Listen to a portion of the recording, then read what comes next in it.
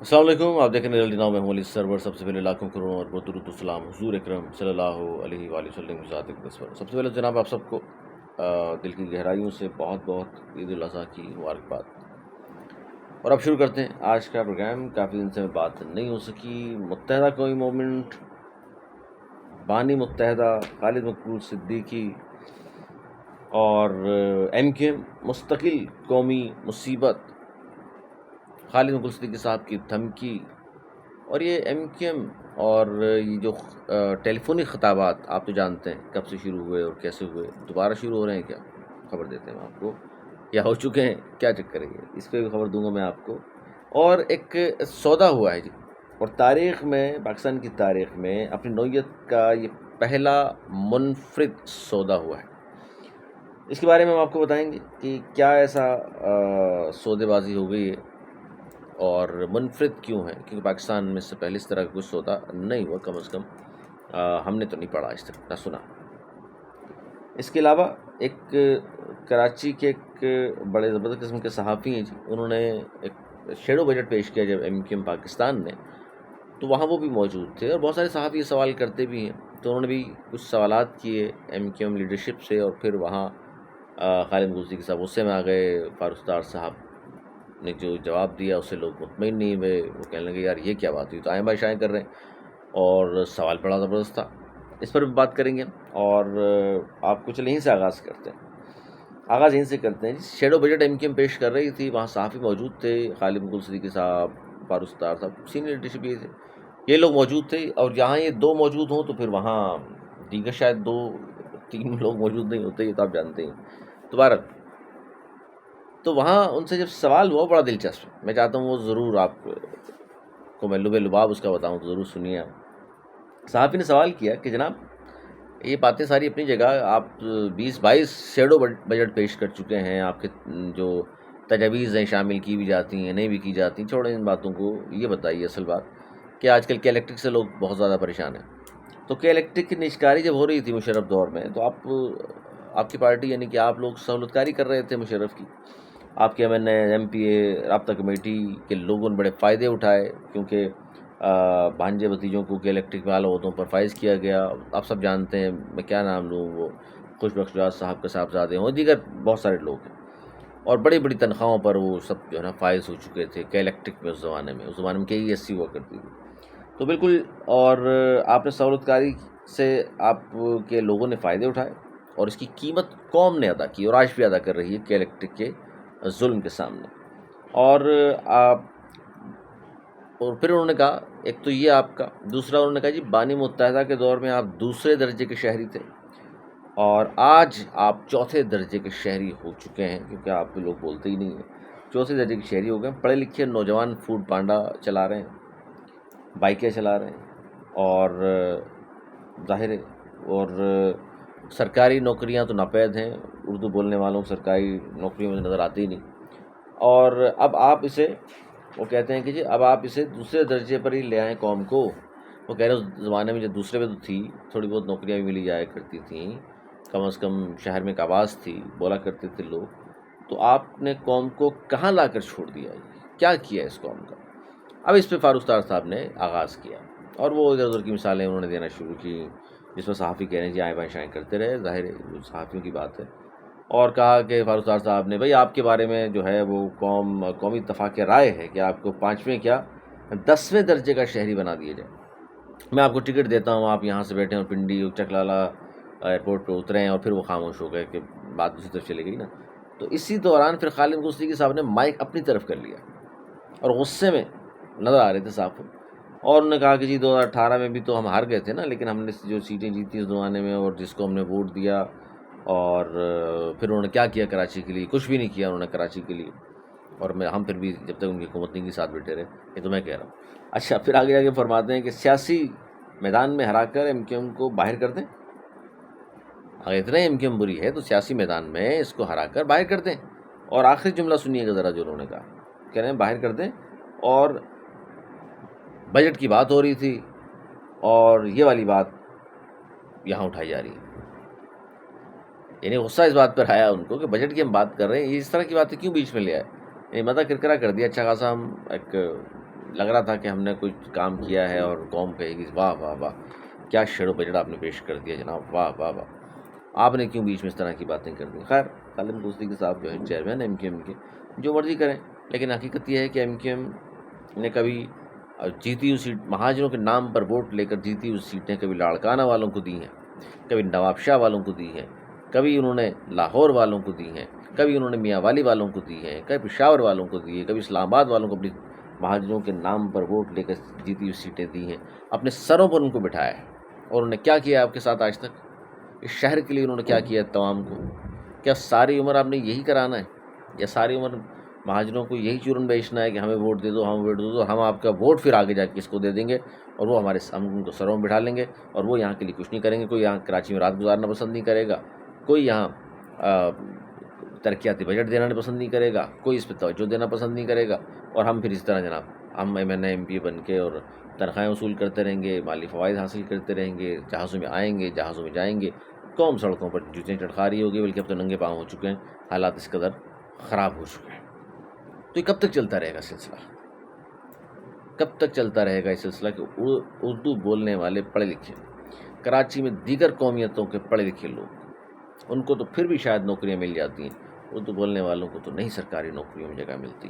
اور ایک زمانے میں خالد محمود صدیقی صاحب نے کہا تھا کہ سندھ سیکریٹریٹ نہیں، یہ سندھی سیکریٹریٹ ہے، اور اب ہم ان کے ڈومیسائل چیک کریں گے اور فلاں کریں گے اور یہ کریں گے، کچھ بھی نہیں کیا۔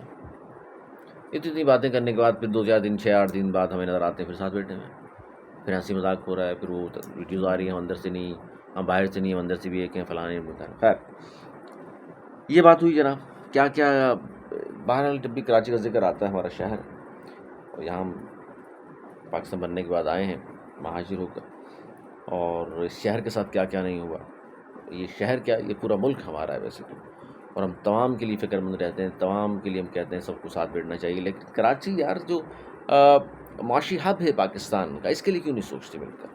ایک ارشد الباد صاحب ہیں، وہ الگ کہ نئی پارٹی بنے گی، وہ آئیں گا اور یہ ہوگا فلاں ہوگا، ان کے لوگ بھی ہم مختلف پروگرامز کرتے پھرتے ہیں، ان کو میرا خیال ہے کہ اجازت نہیں ملتی۔ اس پہ بھی ایک تفصیلی میں پروگرام کروں گا کہ ہو کیا رہا ہے، وہ آ کیوں نہیں رہے اور چکر کیا ہے، وہ آ کیوں نہیں رہے اور لوگ پارٹی میں آ بھی رہے ہیں، ان کی جا بھی رہے ہیں، لیکن کوئی بڑا بریک تھرو نہیں ہوا، بڑے لوگ شامل نہیں ہوئے۔ لگتا تھا ایم کیو ایم آدھی آ جائے گی، فلاں پارٹی اٹھ کے لوگ استحکام پاکستان کے آ جائیں گے، فلاں آ جائیں گے، اس کی بھی اسٹوری ہے میرے پاس، بتاؤں گا آپ کو۔ اچھا پھر خالد محمود صدیقی صاحب کی ایک اور خبر، انہوں نے خالد محمود صدیقی صاحب کی خبریں بہت ساری اکٹھی ہو گئی ہیں، میں کیا بتاؤں آپ کو، بہت ساری خبریں۔ ایک اور خبر دے دوں ان کے بارے میں، انہوں نے دھمکی دی، اور انہوں نے دھمکی دی اور کہا ہے کہ بدلہ لیں گے ہم۔ یہ کیا واقعہ ہے؟ جی یہ میں بتاتا ہوں آپ کو، یاد ہوگا میں نے یہ خبر دی تھی، سب سے پہلے شاید میں نے ہی دی تھی خبر آپ کو، وہ جو واقعہ پیش آیا تھا لیاقت آباد میں فائرنگ کا جو واقعہ پیش آیا، اور جس میں ان کی کارکنان کی شہادت بھی ہوئی، زخمی بھی ہوئے، اور اس پر انہوں نے کہا ہے کہ جناب یہ واقعہ جو ہوا ہے اس پہ ہم بدلہ لیں گے، اور اس جماعت کا نام نہیں لیا انہوں نے کس سے بدلہ لیں گے، لیکن انتظامیہ کو انہوں نے کہا ہے کہ ذمہ دار ٹھہراتے ہیں۔ اور دیکھیے بہرحال وہ معاملہ کیا تھا، کیوں وہ حملہ ہوا، کیوں لوگ مارے گئے، کیا ہوا، جتنی منہ اتنی زبانیں اور اتنی باتیں۔ کوئی کہتا ہے زمینوں کا مسئلہ ہے کہ لینڈ گریبنگ کا مسئلہ ہے، کوئی کہتا ہے شریف آدمی لوگ وہاں بیٹھے ہوتے، کس نے کہا سیکٹیرین ہے مسئلہ، اور کس نے کہا کوئی سیاسی مسئلہ ہے، کس نے کہا مذہبی مسئلہ ہے۔ بہرحال اس طرح کی آوازیں آ رہی ہیں۔ اصل بات یہ ہے کہ تحقیقات ہونی چاہیے، ذمہ داران کا تعین ہونا چاہیے، اور قانون ان کے خلاف حرکت میں آئے اور اس کی شفاف تحقیقات کرے، اور ایم کیو ایم پاکستان اپنے ان جو شہید ہو گئے ہیں، جو زخمی ہو گئے ہیں، ان کے ساتھ کھڑی رہے، وفاقی حکومت کا حصہ ہے، دباؤ ڈلوایا جا سکتا ہے سندھ حکومت پر، سندھ پولیس پر، شفاف آزاد تحقیقات کروائی جا سکتی ہیں۔ اور یہ تو ایم کیو والے کہتے ہیں ہم حکومت میں کیوں ہیں، کیونکہ ہم حکومت میں اس لیے ہیں جناب کہ ہمارا بڑی آسانی سے ہم وزیر اعظم سے مل سکتے ہیں، بڑی آسانی سے ہم صدر سے مل سکتے ہیں، بڑی آسانی سے باتیں منوائی جا سکتی ہیں۔ تو اپنے جو کارکنان شہید ہو رہے ہیں تو ان کو انصاف دلوا دیں، تاکہ لوگوں کے سامنے جسٹیفائی بھی ہو جائے گا، حکومت میں اگر آپ ہوتے ہیں تو یہ فوائد ہمیں ہوتے ہیں، یا کم از کم ہماری سن لی جاتی۔ اگر ان کا بھی کچھ نہیں ہوا اور حکومت میں آپ بیٹھے رہے، جس طرح ہم شروع کروں میں حیدرآباد سے پکا قلعہ اور پھر قصبہ علی گڑھ، آج تک انصاف نہیں ہو۔ بھارت بہت ساری طرح خبریں، پھر میں دوں آپ کو خبر، ایک جو میں نے شروع میں آپ سے کہا تھا، ایم کیو ایم مستقل قومی مصیبت، یہ پتہ کس نے کہا ہے آپ کو؟ اب ایم کیو ایم کا یہ ہو گیا ہے کہ جناب ایم کیو ایم کو طرح طرح کے ناموں سے لوگ پکارتے ہیں، اور ایم کیو والے آج پتہ ہے آپ کو وہ اپنے اس میں لگے ہیں بھائی، وہ تو کچھ اب وہ روب دبدبا نہیں رہا نا کہ وہ کوئی دبدبا سوچے پہلے بات کرتا ہوا کہ یار ایم کیو کو غلط نام سے پکار لیا تو یار بڑا مسئلہ ہوگا. اب وہ کام رہا نہیں، سمجھ رہے ہیں ہم. تو بہرحال ہم یہ نہیں کہہ رہے کہ کوئی اس طرح کا ہو خدا نخواستہ ایم کیو کا روب دبدبا کے کوئی ذرا سی بات کرے اور کوئی فائر مار کے چلا جائے، کوئی زخمی کر دے، نہیں. مقصد یہ ہے کہ اب تو کوئی بھی اٹھتا ہے اور وہ اس لیے کہ وہ پتہ ہے ان کا M N A M P وزیر مشیر بننے کے باوجود بھی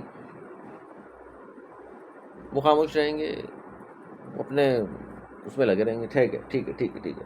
ایم کی مستقل قومی مصیبت، یہ کہا ہے مرتضیٰ وہاب صاحب، میئر کراچی. ان کی بھی خبر دوں میں آپ کو، ان کی خبر لوگ لیں گے اب جو کام نہیں کر رہے نا وہ. ہاں وہ کہتے ہیں جی میں ایم کیو والا نہیں ہوں. یہ ہم سب جانتے ہیں آپ ایم کیو والے نہیں ہیں، اور میں ایم کیو والا نہیں، مجھے چونا لگانا نہیں آتا. علائشیں اٹھا کے چونا اس کے بعد جو لگایا جاتا ہے بھائی وہی کر لیں.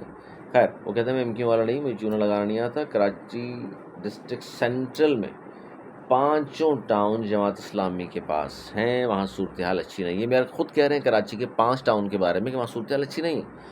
اور سینٹرل کی بات کریں، سینٹرل ہمیں پتہ ہے کون چلا رہا ہے بھائی، ڈاکٹر عاصم کو سب جانتے ہیں. آپ تو وہاں پر بھی نہیں مار سکتے، یہ بھی معلوم ہے ہمیں، اور آپ کو پتہ ہے اس کا بہت اچھی طرح. تو جماعت اسلامی کا نام کیا لے رہے ہیں؟ ویسے جماعت اسلامی اگر کام نہیں کر رہی ٹھیک ہے آپ کی بات، لیکن وہاں جو کام کر رہا ہے جو آدمی ہے جس کا وہاں ہولڈ ہے، جس کے بارے میں آپ بول ہی نہیں سکتے کچھ، سب کو معلوم ہے اس کا. ٹھیک ہے. اور یہ جو آپ نے بات کی نا کہ جی 5 ٹاؤن جماعت اسلامی 9 ٹاؤن ہے، 2-3 ٹاؤن پی ٹی آئی کے پاس ہے. تو ہمیں آپ کا بہانہ پتہ چل گیا کہ آپ جب جائیں گے میئرشپ سے تو آپ وسیم اختر صاحب کی طرح میرا خیال ہے آپ بھی پھر ایک فائل پکڑ کے جو پھینک کر ماریں گے اور کہیں گے جناب دیکھ لیں میرے پاس تو اتنے ٹاؤن ہی نہیں تھے، اور 9-10-12 ٹاؤن تو فلاں فلاں کے تھے، میں کیا کام کرتا. اور ایم کیو کو میں نے کہا تھا وہاں سے فنڈ لا کے دے دیں وفاق سے، حالانکہ اپنی حکومت اپنے لوگ وہاں بیٹھے ہوئے ہیں. آپ مصطفیٰ صاحب آپ کی جماعت پاکستان پیپلز پارٹی کے سہارے پر ہی نون لیگ کھڑی ہوئی ہے. ایم کیو ایم تو حکومت سے باہر بھی آ جائے کچھ نہیں ہوگا. تو اپنے لوگوں کو کیوں نہیں کہتے، زرداری صاحب کو کیوں نہیں کہتے، بلاول بھٹو صاحب کو کیوں نہیں فرماتے کہ جناب فنڈ پکڑ لیں میں کام کروں کراچی میں. یار کیوں اس طرح کے بہانے کر رہے ہیں؟ کیوں لوگوں کو سمجھتے ہیں کہ شاید وہ پڑھے لکھے نہیں ہیں کراچی والے، ان کا شعور نہیں ہے. بھائی جان وہ اس حد تک فرسٹریشن کا شکار ہیں بیچارے، وہ اس حد تک غربت میں آ گئے، نوکریاں نہیں نوجوانوں کے پاس، بیچارے مارے پھر رہے ہیں. وہ اس لیے توجہ نہیں دے رہے ان چیزوں پہ، اور سیاستدانوں سے تو انہوں نے بالکل ہی ہٹا لیا ہے دماغ اور دل دونوں. ورنہ آپ کو جواب دینا کیا مشکل ہے ان باتوں کا؟ یہ بچکانہ سی گفتگو جو آپ فرماتے ہیں 5 ٹاؤن اس کے پاس ہے، 3 اس کے پاس ہیں، ایم کیو ایم کا گورنر مجھے فنڈ لا دے تو فلاں وہاں سے وہ لا دے. تو آپ کس لیے بنے ہیں بھائی؟ این ایف سی کی مد میں 25-30 ہزار ارب روپے آپ کی حکومت کو ملا ہے پاکستان پیپلز پارٹی کو. پی ایف سی کی مد میں کتنا دے دیا آپ نے ڈسٹرکٹس کو؟ اس پہ کبھی بات نہیں کریں گے آپ. کراچی میں کام نہیں ہو رہا، سڑکیں ٹوٹی پھوٹی ہیں، ابھی بارش اگر ہوگی تو نظام پتہ چل جائے گا آپ کو. علائشیں جس طرح تعفن پھیل رہا ہے سب کو پتہ ہے. تو کچھ کہیں تو کہتے ہیں دکھائیں کہاں ہے، اور نکلنے تو صحیح نا. آپ کبھی جائیں نا اورنگی ٹاؤن کی طرف، کبھی سرجانی کی طرف، کبھی کرنگی کی طرف، کبھی لانڈی کی جانب، کبھی آئیے شاہ فضل کی جانب، کبھی آئیے لائنزیریا کی جانب، جاتے نہیں. اچھا جی خطابات کی بات چل رہی تھی کہ جی متحدہ کی کیا بانی خطاب کر رہے ہیں، دوبارہ شروع ہو گیا ہے، یا خالد مقبول صدیقی صاحب اپنے بانی کے نقش قدم پر بہت سارے لوگ کہہ رہے ہیں کہ وہ چل پڑے ہیں اور وہ خطابات فرما رہے ہیں جی ٹیلی فونک. انہوں نے ٹیلی فون پر حیدرآباد ڈسٹرکٹ آفس میں کیا انہوں نے ٹیلی فون، اور ڈسٹرکٹ وہاں انچارج ہیں ظفر صدیقی بھائی، اور جوائنٹ انچارج ہیں وہاں رکن صوبائی اسمبلی بھی ہیں Rashid Khan, joint district incharge وہاں شہزاد قریشی، اور ذمہ داران کو وہاں عید کی مبارکباد ٹیلی فونک، جس طرح بانی متحدہ کیا کرتے تھے ٹیلی فون پہ باقاعدہ ان سے بات چیت کر کے مبارکباد دی. یہ حیدرآباد سے تعلق ہے خالد مقبول صدیقی صاحب کو پتہ ہے آپ کو. اب میں کیا، اچھا وہ سودا رہ گیا، ویڈیو لمبی ہو گئی ورنہ وہ منفرد سودے کی پوری سٹوری معلوم ہے. کیا سودا ہوا، کتنے کروڑ کا اور کتنے ارب کا، کیا کچھ ہوا. ویڈیو لمبی ہو جائے گی ورنہ آپ کو ضرور دیتا. 2-3 خبریں اور بھی باقی رہ گئی ہیں. میں نے دیکھا کہ یار 14 منٹ سے زیادہ ہو گئے، آپ لوگ بور ہوں گے انشاءاللہ. اگلے ولاگ میں انشاءاللہ ان پر بات کروں گا. اپنا بہت خیال رکھیے گا. مجھے دی اجازت، مولا رحمان.